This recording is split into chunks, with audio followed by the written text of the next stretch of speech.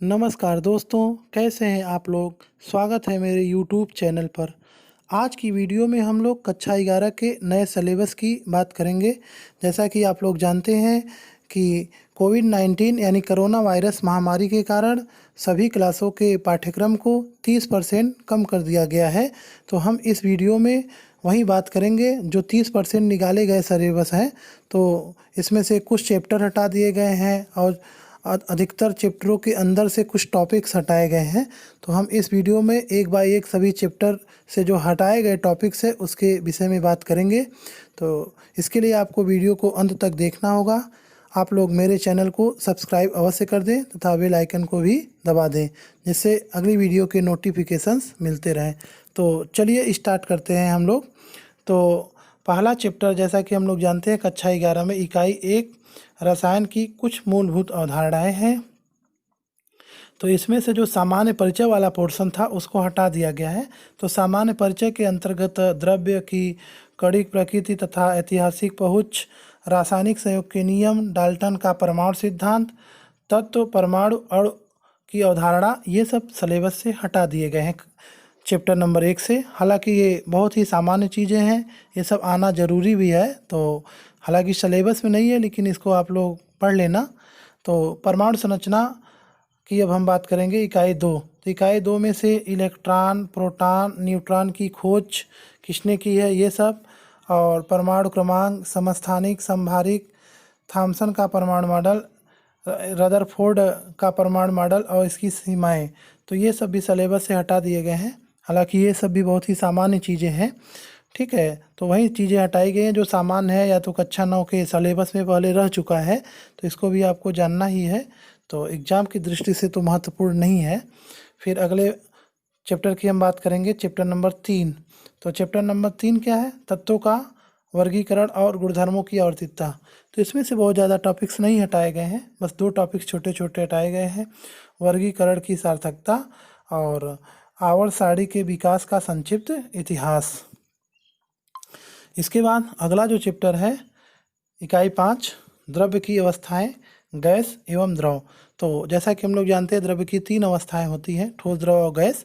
तो ठोस अवस्था तो 12 में पढ़ना होता है, लेकिन कक्षा 11 के सिलेबस में द्रव और गैस की अवस्थाओं के विषय में दिया है, जिसमें से ज़्यादातर द्रव अवस्था से संबंधित जो टॉपिक्स थे उसको हटा दिया गया है।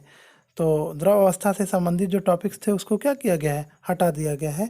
तो जैसे हम लोग देख ले रहे हैं, गैसों का द्रवण, क्रांतिक ताप, गतिज ऊर्जा और आणविक वेग, ये गैसीय अवस्था से हटाए गए हैं। उसके बाद द्रव अवस्था से वाष्प दाब, श्यानता और पृष्ठ तनाव, ये भी हटा दिया गया है सिलेबस से, ठीक है। तो अब हम आगे इकाई 6 की बात करेंगे। तो इकाई 6 ऊष्मागतिकी है, यानी थर्मोडायनेमिक्स, ठीक है। तो इसमें से भी ज़्यादातर टॉपिक्स पढ़ना ही है, कुछ एक टॉपिक्स हटाए गए हैं, जैसे ऊष्माधारिता, विशिष्ट ऊष्मा, साम्यावस्था हेतु मानदंड, ये सब टॉपिक्स पहले से भी इतना इम्पोर्टेंट नहीं रहे हैं, तो ये हटा दिए गए हैं। इसके बाद अगला चैप्टर है, इकाई है 7, साम्यावस्था। तो साम्यावस्था में भी लगभग सारे टॉपिक्स पढ़ने ही है।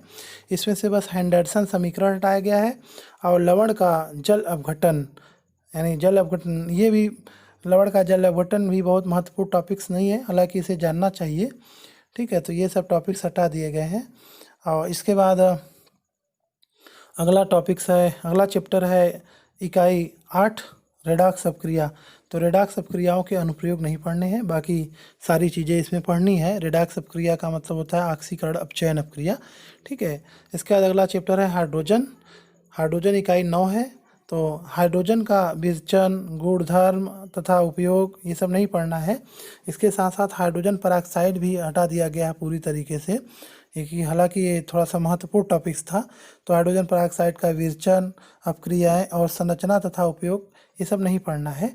फिर अगला इकाई है 10, यस ब्लॉक के तत्व। तो यस ब्लॉक के तत्वों में 2 वर्ग आते हैं, क्षार धातुएं और क्षारीय मृदा धातुएं।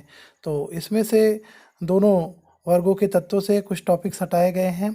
तो जैसे sodium carbonate, sodium hydroxide, sodium hydrogen carbonate, साधारण नमक, सोडियम और पोटेशियम का जैविक महत्व नहीं पढ़ना है। तो एक छोटा सा टॉपिक्स है जैविक महत्व, तो उसको नहीं पढ़ना है।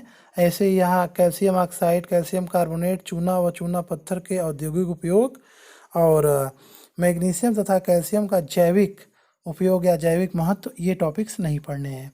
फिर अगला इकाई है 11 पी ब्लॉक के तत्व। यस ब्लॉक के बाद क्या आएगा? पी ब्लॉक के तत्व।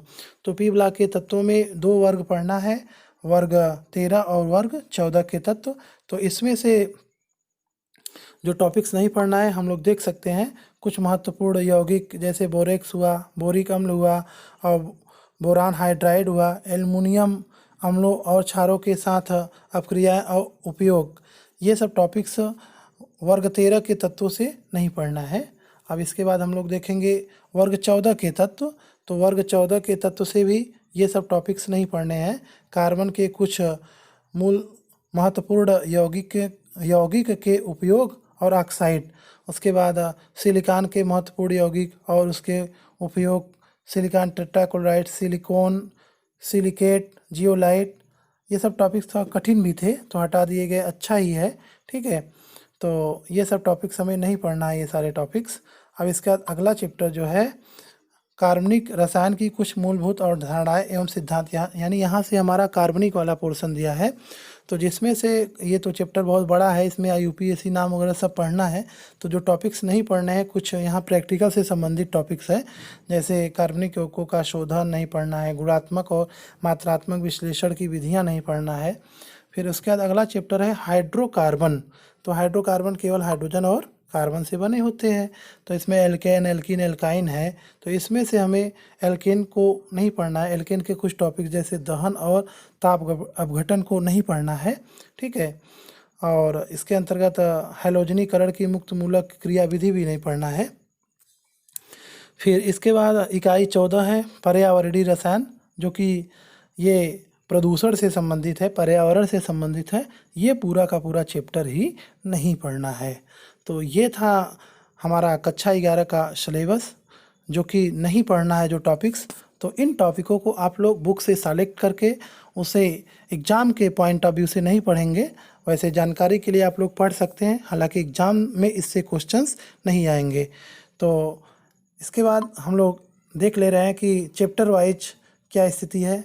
तो जैसा कि जानते हैं ये सभी चैप्टर्स दिए गए हैं और इसके सामने जो अंक दिए गए हैं लगभग यही अंक हमारे बोर्ड के पेपरों में बनते हैं। तो यानी यहाँ तो बोर्ड का पेपर होगा नहीं, यहाँ होम एग्ज़ाम होगा। कक्षा 11 का एग्ज़ाम होम एग्ज़ाम होता है और स्कूल के टीचर ही पेपर्स बनाते हैं, तो अपने हिसाब से भी वो मार्किंग कर देते हैं, नंबर दे, अलग अलग नंबर के क्वेश्चंस देते हैं। ज़रूरी नहीं है कि इसी पैटर्न से क्वेश्चंस आएँ, क्योंकि पूरा सिलेबस या तो पढ़ाया जाता है या नहीं भी पढ़ाया जाता है।